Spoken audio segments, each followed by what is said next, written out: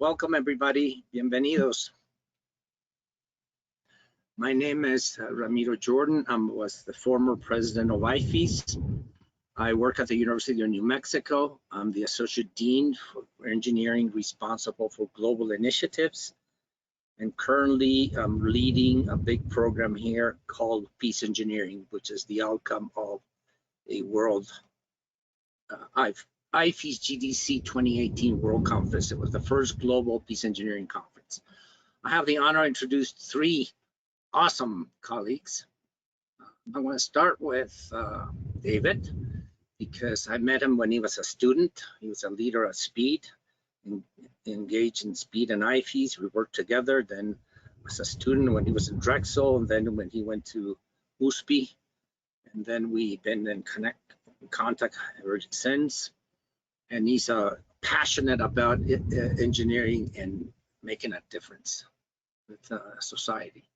And this is what we need today. This is the grand challenge that we need. We need to connect the dots, connect engineering science with social sciences, policy, and technology.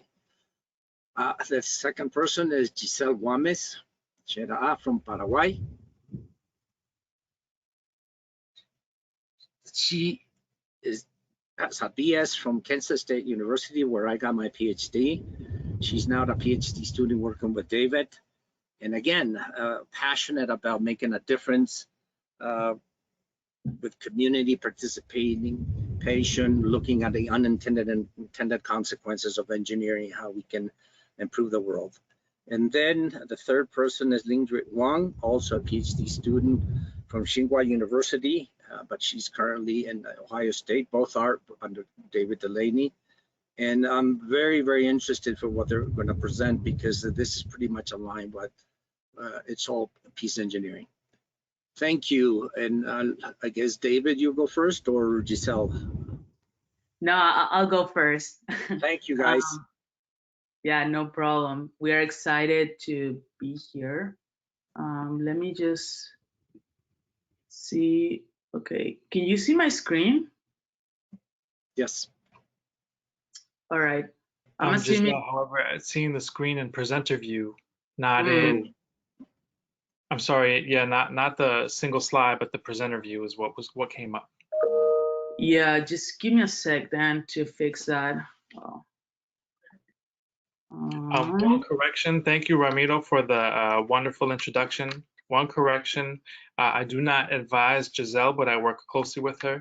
Giselle is advised by Dr. Emily Dringenberg here at Ohio State University in the Department of Engineering Education. I do advise Jade. Yeah, thank you for that correction. All right, so let me just. All right, so what about now? Good. Yes. All right, perfect. So hello, everyone. Thank you so much for being here and spending your morning with us. We're really excited to, be talking about something that we believe is very important, especially in the current state of the world. And, basically what we want to dialogue about is just strengthening empathy and care in engineering through a global community. And so the three of us, we kind of created this outline just to give you a brief idea of what we will be talking about. We are gonna share our stories and our research interests, so that each of us will walk through each of our stories and research interests and talk more about how we came to be, basically. And we also want to talk about engineering as a platform for social change and how IFEES can serve as a platform to nurture empathy and care in engineering. And there are so many ways to give talks and webinars and so on, but really what we want to do today is just to promote a conversation between all of us together to talk about how we can care more deeply for communities that are around us, especially as we make engineering decisions that affect people either directly or indirectly. And so without further ado, I'm gonna pass the mic to Dr. David Delaine. Oh, sorry, go ahead. Great. So, hello, everyone. Thanks again for having us. It's a pleasure to be here. I think you all know that I love the IFEES family very much. I owe a lot of my professional development to this community, and so it's always a pleasure to be with you. So thank you. My name is David Delaine. I'm an assistant professor in engineering education at The Ohio State University, Department of Engineering Education. Giselle, next slide, please. Can I change the slides myself? No, right? You have to do it? I have to do it, sorry. All right, cool. So, so part of what we're discussing here today is how our development and how our international and global backgrounds have provided us with what we believe is a strengthened ability to build empathy and care into our research and practice as engineering educators. So how did we get here?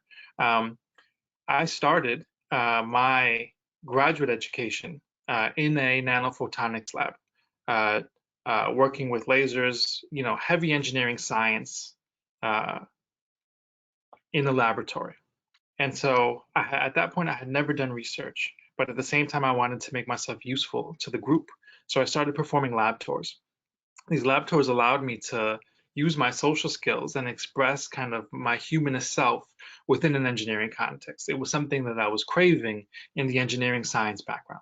The lab tours that I was performing became popular, and I began to get invited to local schools in the city of Philadelphia. With some friends, we then started a group that basically allowed people to contact us, and we would then visit their school. At that point, I was doing K-12 outreach, and I found out about the wonderful student organization called SPEED, the Student Platform for Engineering Education Development. Once I found out about that group, I quickly became involved. I became vice president and then president. I then became a vice president of the IFEES network itself. And through all of that, found what is now my passion and my field of work, engineering education. And so beyond that, you can continue, Giselle. I'm a child of immigrants. And so I grew up in what is the concept of third culture, where I grew up being neither really American, neither really an immigrant or a foreigner, but somewhere in the middle. Because I wanted to resolve what that really meant to me, I pursued an international postdoc, and as Ramiro suggested, I was an engineering education postdoc at the USP, the Universidade de São Paulo in Brazil. And so there I worked in community-based learning, K-12 outreach and engagement, performing research. I partnered with the University of Georgia and to provide some additional expertise to my work. While I was there, I helped start an engineering education research group called Poliadu at the University of Sao Paulo. And so this led to furthering my international experience and furthering my understanding of the role that empathy and care does play in engineering. Go ahead, Giselle. Yep. And so this leads me to my current research. And so I believe the research that I'm doing now is empathic research and provides for empathic engineering practice in engineering education. So what am I doing? One of my research efforts involves working with a community garden. So here you see pictures of me and my team in the garden, or I should say our partnership, our collaborative in the garden. And what we're doing is we've installed a farming robot into a garden, and we support an engineering service learning class through the garden. And so basically, this brings together many of my passions. I work closely with people. I'm surrounded by nature and food, and this work seeks to make a positive impact on society. So bringing all of the things that I care about together. Next slide. And so how does this work? Well, it's a community academic partnership that we seek to implement in a very equitable way. And so you can see these Venn diagrams are all overlapping. And so the garden, the Charles Madison Neighborhood Memorial Garden, is the context of our partnership. There we bring together the Black church, which is the host of the garden. So the garden, Giselle, you can just click 3 times. The garden is located on the grounds of a historic church, the Church of Christ of Apostolic Faith here in Columbus, Ohio. We then build in, we support food insecurity by helping the garden's ability to produce more food. And we've installed a farming robot, which is still in development. We hope will even further expand the ability to produce food. We additionally use the robot and the entire garden as a platform for STEM education. Next slide, Giselle. And so the garden itself is transformed into the location of a summer camp. Next slide, Giselle. Where we do a garden every year. There wasn't a camp every year called STEM to STEAM. It's all in the garden. And that camp did not happen last year because of the pandemic, but over the past 3 years, there's been 2 summer camps, which is free to local youth in the surrounding area of the garden. And so through this partnership, which we seek to empower both the community members, the students, and everyone involved to own the space and own the partnership and own the work, we've been able to not only provide for individuals in a food and secure neighborhood, but also provide informal STEM education as well. One next layer of this is that we're also doing research. And so we're using a method called collaborative inquiry. I think there's a delay in when you click the slides. So the collaborative inquiry method is a systemic and iterative process of evaluating problems within a community of practice. And so basically, we wanted to understand how we could advance a community academic partnership while deconstructing the way that power negatively influences these things. In general, what happens is that the university comes into these contexts and really takes charge. And so what we've been trying to do is take a balanced and equitable approach. One more click, Giselle. And so we're pursuing answers to the research question, what factors within a community academic partnership support initiating the relationship in ways that promote an equitable distribution of voice and power. Now that paper's in review. Check my Google Scholar in a few months. Hopefully it'll be published, and we would love to share the results there. We'll keep going. And so this is just a taste of my research. Really, we want to tell more about our stories and how we got there, but I'll quickly highlight 3 other research activities that really point to how I've been able to leverage my international development and global experience to really build a research agenda that centers empathy and care. First project, and Linjue Wang will talk about it shortly after, is community-based learning as a platform for empathy and engineering. Here, we're just really going to see the service learning, volunteers, and outreach really enhance the extent to which engineering students can leverage and use empathy. Are these positive platforms for developing empathy? Next slide, please, or just click once. Next is encounters with cultural difference in service learning. Here we're looking to see what perceptions, what goes through students' mind when they are embedded in an environment that's foreign to them. When they travel across the world to do a service learning project, what are they thinking about these encounters with cultural difference? And lastly, a project that I recently submitted that I'm hoping gets funded is pursuing transformational community-based learning. Again, that's transformational service learning, volunteerism, and outreach, so that we can begin to limit the extent to which these practices are university-centric and make them more about community, more about social impact, and more about local change. Next slide, please.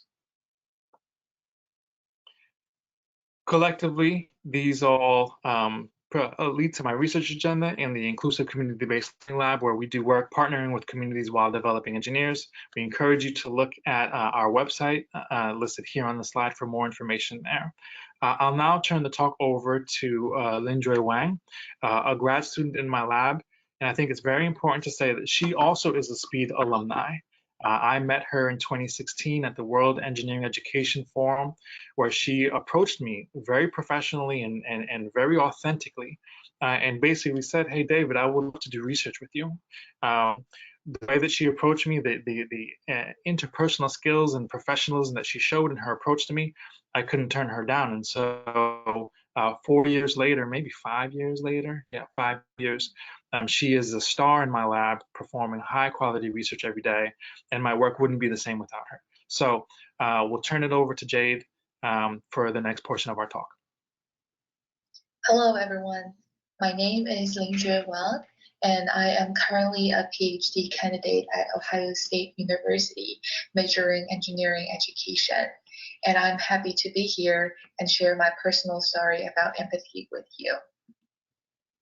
I think to me, empathy is the connection from me as a person to the outside world. First is because empathy can reflect who I am, who I want to be, and what I can do. For example, whether I can empathize feelings with my friends depends on what I have experienced, how I am aware of myself, and how I become as a friend. Secondly, empathy allows me to perceive the value in the others. It allows me to see my limitation and thus to see the value of the other's perspective. Just like the saying that one person's meat is another person's poison, we can all share different values and see different sides of the world and different sides of story. When I was working for an NGO in China to train volunteers who are usually college students to teach summer camps in high school in rural areas, our volunteers complained about the high schoolers were sleeping in their classes and were not appreciating their teaching. I found it was extremely difficult for the volunteers to understand the students' perspective that those high school students were required to show up in the class during summer, which was supposed to be their vacation.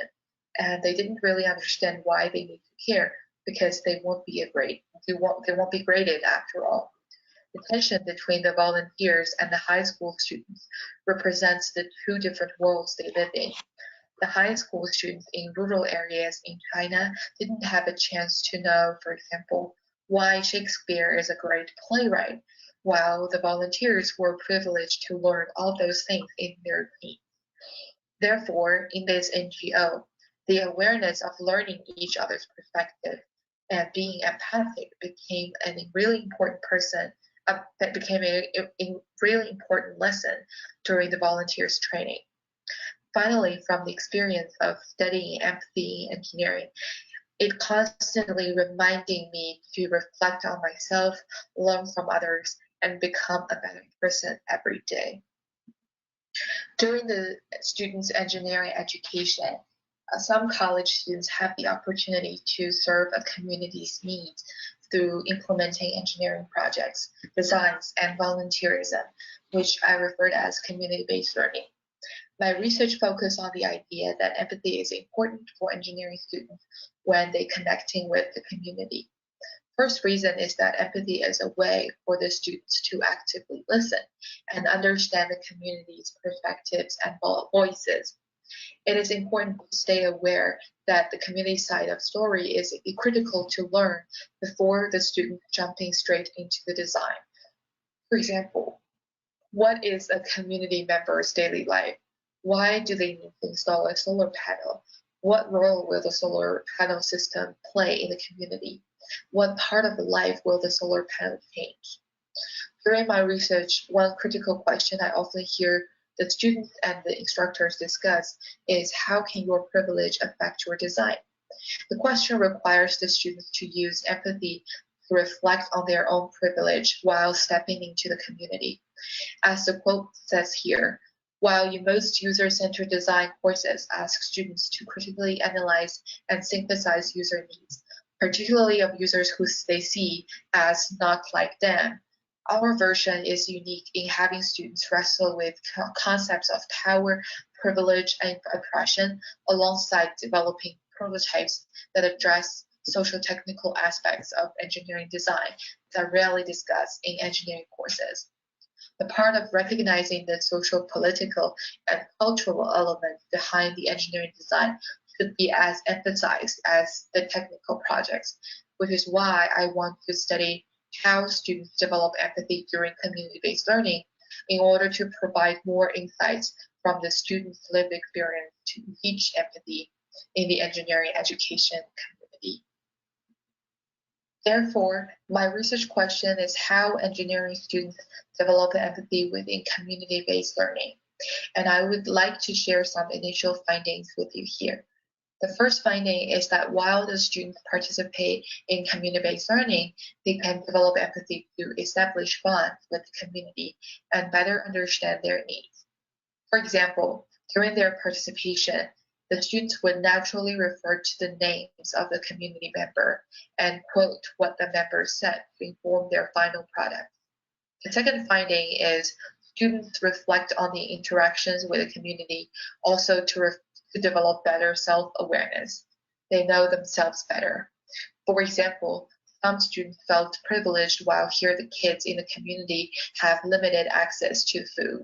They also acknowledged that sometimes they felt uncomfortable to ask the community members appropriate questions because of the privilege. Lastly, the students acknowledged that the engineering design or projects are not the only work in community-based learning. They think learning about the historical context of the community, knowing the impact of the designs, are as important part of the community-based work too. As community-based learning can expose the students to reflect on themselves and develop empathy, how can we introduce and teach empathy to our students? My last slide here provides 4 prompts for you as a starting point to incorporate empathy into your own class. We can start to let the students think about their own experiences related to empathy, like how do you feel when you are fully engaged into a conversation, or when you walk out of a conversation and felt being truly listened. Secondly, we can also let the students to learn about their own identity, such as the understanding of the world, and to recognize how their understanding of the world can affect the engineering design. For example, as an able-bodied person, if you are designing a building entrance, what would you do? Is this entrance accessible to people who use the wheelchair? Thirdly, we can let the student then make more connection between empathy and engineering through recording the factors that lead to the design product. Are those factors solely analytical, or are those factors related to those invisible social, political, racial, or cultural factors? Lastly, we can let the students to take a further step and critique on their own design by asking who will and will not benefit from your engineering project. This question can push the students to use empathy in the context of engineering through more social awareness on the design impact. Thank you. I'm going to pass this to Giselle. All right. Oh, sorry about that. So hi again. Like you've heard, my name is Giselle, and I'm also a PhD candidate here at Ohio State. I really enjoyed traveling, so this picture is from my most recent trip to Chicago.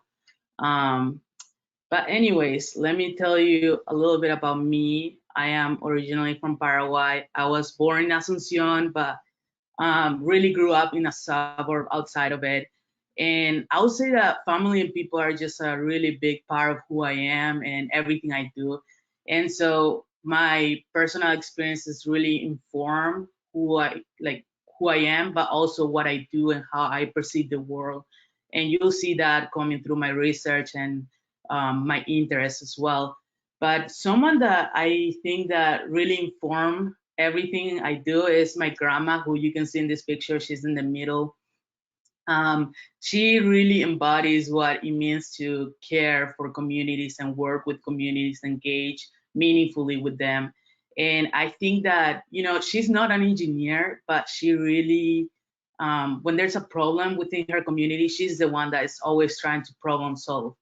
And her approach to problem solving is honestly really admirable, because she puts the perspective of communities first and above all. And so that's honestly something that I really want to bring more into engineering and engineering education, is just how we move beyond just approaching technical problems from an individualistic perspective, that they're technical, and really start considering how people are affected by the solutions we're creating.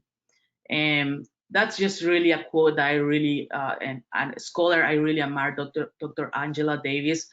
My research interest really relies a lot in collectivities, and so I really believe that when we come together, we can find hope and optimism for a better future. And so before we move in, first of all, I'm sorry. I apologize for so many words in one slide.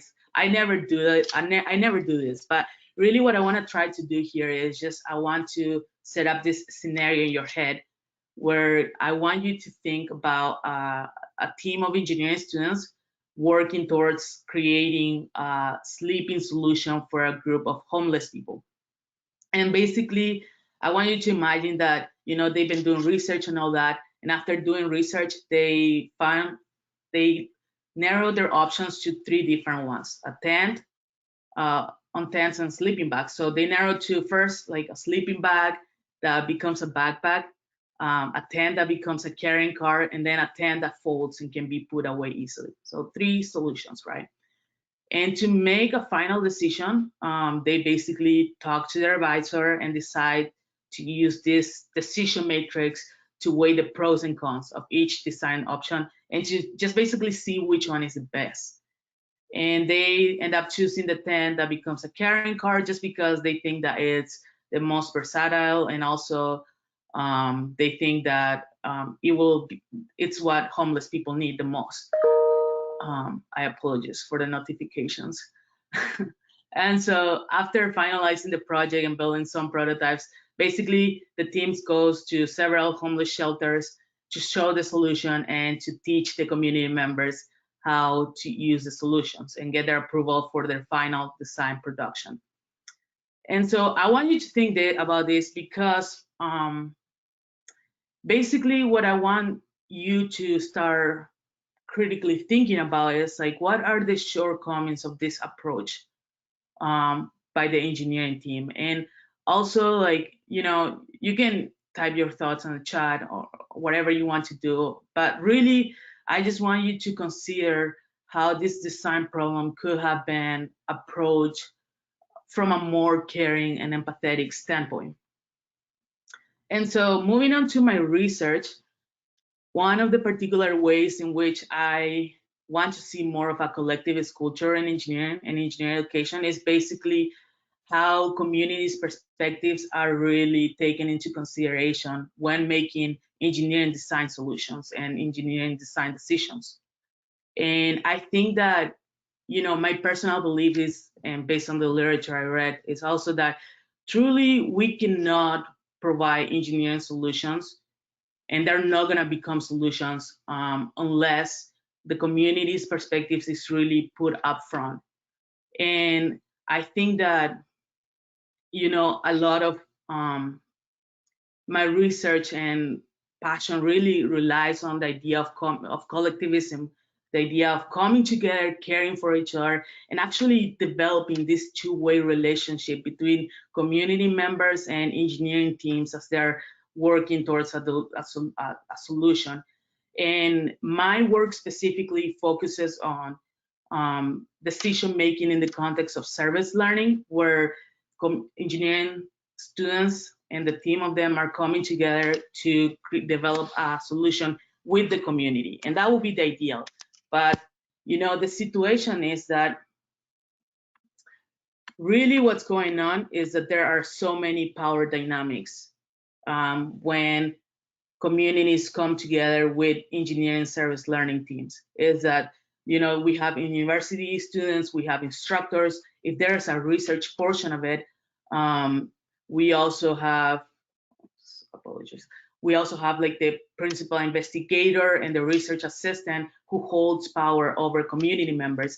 And the perspective of these community members, honestly, are not necessarily prioritized because they don't have the power, which means that they don't have the resources or the money to really develop their own solutions for their own problems. And so this is a little bit more about the literature, and I really don't want to, but I don't want to bore anyone with the literature. But basically what it means is just that community participation is very important when developing solutions, and especially to develop equitable and just solutions for communities. But the reality is that, you know, within engineering, at least in service learning, engineering service learning, meaningful engagement with communities are not happening. There's a lot of power dynamics, like I said. There's also implicit bias that affects it. And also within engineering programs, the culture just does not foster an equitable and just approach for design or problem solving at all. Meaning that, I think that in the US at least, we really prioritize technocratic solutions, meaning that we focus on the technical aspect of it, but students really never are considering how these technical aspects end up affecting society or communities or people in general. And so I think this reality leaves a lot of gap, in understanding how can we make engineering more socially just? How can we make engineering more caring for communities? And I think that one particular way in which we can make engineering better in the way that we care for society and communities is by learning more about the perceptions and beliefs that students hold as they're engaging communities. And really why I think that implicit beliefs or perceptions are important is because I think that without understanding our own internal ideas, beliefs, perceptions, we cannot really learn something meaningfully. Particularly one our colleagues in the University of Georgia, Dr. Joe Walter and others, are working in a model of empathy, and they taught it in this classroom specifically. And while their students were learning about empathy, they found out that these engineering students actually had a lot of difficulties making sense how empathy plays a role within engineering, because empathy is a very subjective thing, whereas like engineering is often seen as very objective. And so it creates a lot of cognitive dissonance in how students understand the role of empathy and how we should care about communities, even though in engineering all you're taught is how to develop technical solutions. And so, we have to learn about those beliefs and perceptions that students hold to, I think, to decrease the cognitive dissonance, but also to avoid continuing reinforcing negative stereotypes. Because we know through literature on racial issues that if people don't necessarily reflect upon what they think, they're going to continue doing it without even being aware. And this is very problematic, especially as students are engaging with communities that don't have power. And so if they don't know that they think that communities shouldn't be, one of the ideas I think that students can hold is that communities have less knowledge than engineering students because we know the technical aspect of it. And I think that can be very problematic as students develop solutions, because at the end of the day, what will drive their decision making will be their internal belief that they know what they're doing and that the community's perspectives is not as valuable as their own as engineering students. And so this is just basically, so the picture on the right, the ladder, is just a framework that I use on my own dissertation to understand how, to understand the different ways in which the perspective of communities might be taken into consideration in decision making. And so, there are 3 different levels, such as no power, degrees of tokenism, and degrees of citizen power, where basically, communities might be manipulated and might not really be heard by the people with power and decision-making power. Or they might be heard to some extent, but at the end of the day, the ones that have decision-making power are the ones at the top of the company or the engineering team or whatever. And at the top of the ladder, we can find that perhaps communities are actually partnering with these teams and actually putting their voice up front, and they're the ones making the decision for their own communities. And I think that, ideally that's what we want. We want the communities to be working towards their own problems, because at the end of the day, they're the ones that know best what they need.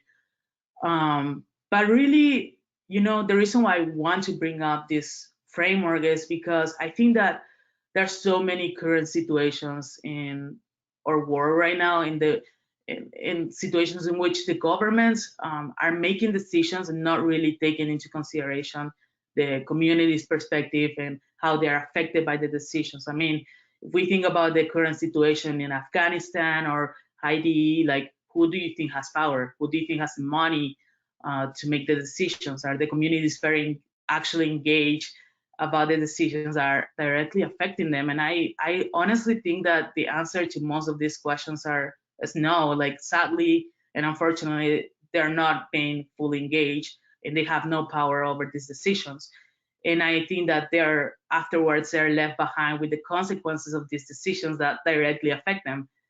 And so in our space, specifically in engineering, I think that, you know, the decisions that our company makes, the decisions that our universities make, they have direct consequences for the communities that are around us. And sometimes we are not even aware about it. And I think that I recently read this article in New York Times about how highways actually destroy communities and actually created more segregation towards Black and marginalized communities. And, you know, because the creation of highways led to less walk size. And that means that people had to buy more cars. And if people buy more cars, they have to use cars to move from point A to point B, which means that, you know, affects climate change and creates more noise pollution. And marginalized communities are the most affected by these decisions. And that's just one example that I think that engineers were in the room. You know, they were listening to what's going on, and perhaps no one or not many people stood up to really defend the perspective of communities. But we really I think we need to engage in these decisions in a way that we can come together and really, you know, fight for the perspective of communities as these engineering decisions are directly affecting them. And, you know, sometimes, like, I necessarily don't think that engineers have all the decision-making power, but leveraging the perspective of Dr. Angela Davis, I think we can organize and defend the community's perspectives as we are making these decisions. And so really, I came up with these 3 questions because I think that we all have some sort of power in our workplace, in the universities and so on. So, like, I think the main question that I want you to think about is how can we use our platform as engineers to ensure that our decisions consider communities, especially those marginalized, who has the power. And, like, you as an engineer or someone that's working in a company, you have some position and power over anyone else, even if you don't realize. So how can you leverage that platform that you have in order to care for others? And so that's basically my side. I think that the 3 of us talked about, you know, community engagement, how we can use engineering for more and than just developing technical solutions. And also we talked about how our research interests were informed by all global experiences. And I think,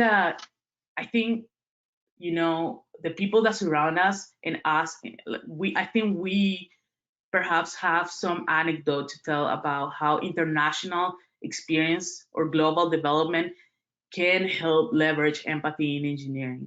And I think this is beyond too. Like, I have peers and friends who went internationally for some trip that their university took them, and they really learn about diverse experiences and how they also matter in the world. And I think that we can use these platforms to further investigate, teach, and practice empathy in engineering within and across global contexts. And what we mean by that is that, you know, I think that global experiences can really help students learn and develop epistemological openness, meaning that they can learn that their own perspective is not the only one that is correct. Because I think that when we are in one context only, we are caught up with the idea that, oh, what I think is like the right way to think, or what I do is the right way to do things. And when we transition into another context, we learn, oh, people are actually doing something else. Oh, that's different, but that different doesn't mean that it's necessarily problematic. It just means that it's different. And I think that's something that we need to bring more into engineering, is understanding that a technical perspective is not the only way to do something. And so particularly, again, Joe Walther in the University of Georgia and other colleagues are talking a lot about empathy. And, you know, empathy is not just a skill, but it's also an orientation and a way of being, meaning that we have to develop those internal ideas as well, not just the skill, not just teaching how to do it.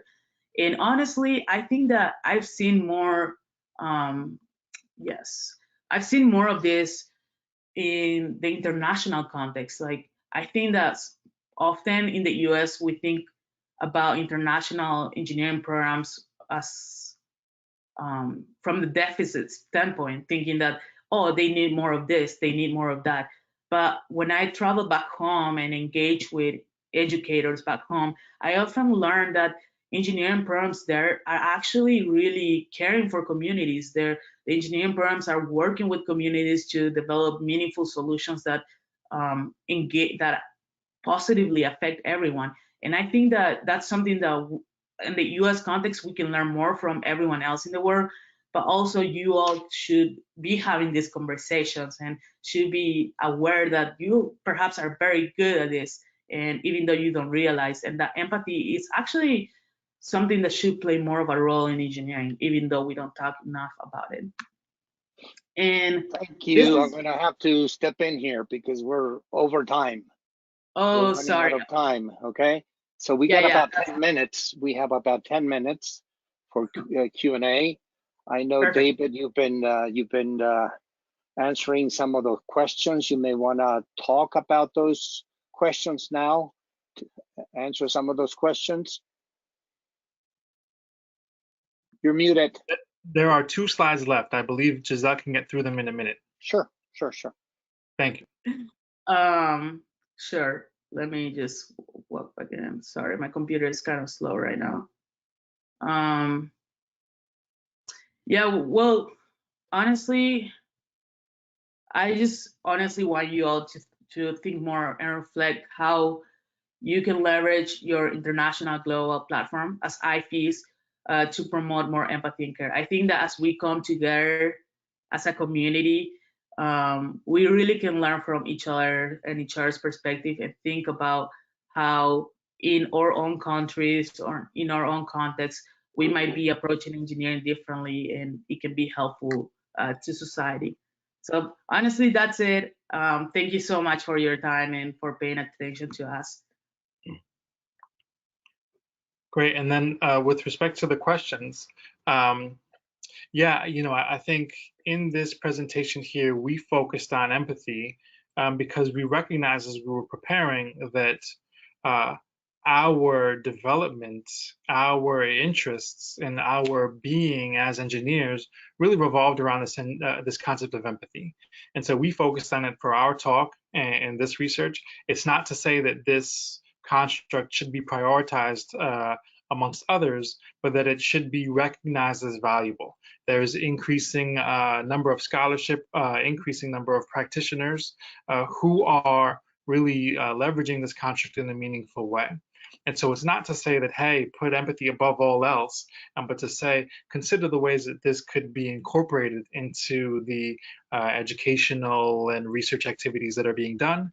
And especially within the IFEES international community, our hypothesis is that is a question of do international and those in global contexts, the engineers in these settings get exposed to and develop empathy at higher levels than those who may be situated in one context. And so that's an idea that we think has merit to it, and that we're trying to stimulate a conversation to learn from others, further our own research, and contribute to this idea globally.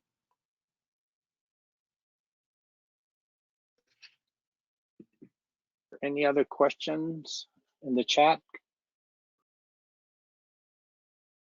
There's a question there, David. I don't know if you guys want to address, by Hans. I don't see it. Could you read it, Ramiro, please? Question, is your academic experience at OSU, how much connection do you have with other disciplines like anthropology, psychology, etc. And the follow-up question is, how serious is the university in fostering, building these learning connections? So the first question about kind of the multidisciplinarity of it, my research agenda currently does, I work with people in education, but I have not looked across social work and other fields.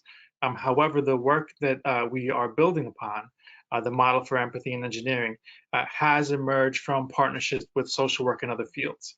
And so it is embedded at the foundation of this work. You know, in the pre-tenure hustle, it's really about go, go, go. And so our work has not expanded to other disciplines. Giselle, I'm not sure if you have other partners in other fields. Not necessarily. I think my research is informed a lot by design, and there's a field on development, community development, and so a lot of my research, a lot of the literature that I use comes from that. But I'm not necessarily currently working with anyone else. Yeah, Giselle's answer reminds me as well. I pull heavily from the research in the field of community engagement. Community engagement itself is an inter and multidisciplinary kind of a intersectional space. And so a lot of this research and scholarship that I pull from a lot of the colleagues that I seek for in advisory board roles and those things are scholars in community engagement, which does provide some interdisciplinarity. With respect to how the Ohio State University is embracing this idea, change is slow, right? Higher education, they're large institutions. I do think the community engagement, the service learning core here at OSU has embraced the idea of kind of equitable and reciprocal service learning. There's discussions around shifting the name from service learning to community-based learning or community engaged learning more broadly, to remove the hierarchy of an individual providing service to another. And so the idea of empathy has been included into the curricula in certain ways, but change is slow. And we know that faculty, professors are not often rewarded for aggressive changes in the classroom. And so we are making progress, but it does take some time. Thank you. Let's see how many, got a couple minutes, maybe one question. So let me just clarify a little bit. What you guys are doing is research. So you're going out. It's beyond the undergraduate curricula, which is very fixed, right? We have fixed number of credit hours. You cannot add more credits. We're already very rigid. So what we want to do is produce global engineers at the undergraduate level, global citizens and global engineers at the undergraduate level. And we cannot add credits. How can you bring into the classroom context awareness? How can you bring into the classroom empathy, trust, social issues? Yeah, that's a heavy question, right? We're always jamming more and more and more into the engineering curricula. I am an author on a paper on advances in engineering education this past year. It's called Empathy in a Propagation Paradigm. In that paper, it describes how 3 of us were able to translate the modules of empathy and engineering into our different classroom contexts. So that provides a single example of how others can take the scholarship and put it into practice. The rest is, and I think this is why we feel that there's so much benefit of sharing this with the international community, because it takes that extra level of effort. It takes that extra level of commitment. These things just don't happen on their own. They're not just simple add-ons. They require really kind of reflection on who am I as an instructor? Who are my students as people? Who are the communities that we're trying to impact? How do we understand each other on a deeper level to make some positive change happen? And so it really takes a higher level of commitment. I'm seeing some other questions here in the chat. Public participation report and kind of a social justice scorecard. I think those things do feed into the question here by Ramiro Jordan about how how can we be held accountable to a higher standard? I think, yes, I saw Ramiro going like this about kind of a equalize and a level playing field. Community partners in engineering, industry partners in engineering, professor, faculty, et cetera, should be recognized as equitable stakeholders in engineering education. That being said, that a community partner should have strong say in the classroom, should be able to perhaps impact grades. You know, NSF does the broader impacts element in all of its grant, but could broader impacts idea be strengthened? I'm curious what the international community does with respect to social justice scorecards, with respect to broadening impact, but how can we make societal impact and real world change a part of the research and things that we do in higher education? I think it's a deep question. It's a long conversation, but one that's worth exploring. Thank you. That's that's a completely another forum, so we can really address all these issues. But it needs to happen. I think we're out of time. I'm going to pass the microphone to Hans so he can close the webinar. Hans. Didn't they have to leave for the next call? He left? Okay. Yeah, they had to leave for the next call. Okay. Then I guess I'm going to close the webinar.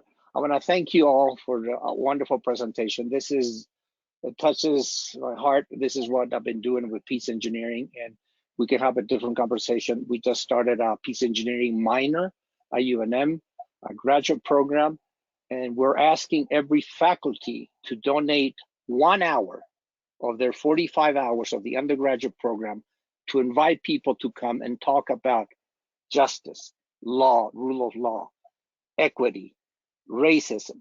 So this is it took a lot of effort, but I want to invite you to be part of this. Thank you so much, and I applaud your work. David, Giselle, and Jane, please, thank you so much. No problem. Thank you. It's our pleasure. And we encourage you all to look at our Google Scholar, look at our websites, look at the engineering education program at The Ohio State University. We're available and happy to provide any further information. Thank you. No problem. Thank you. Take care.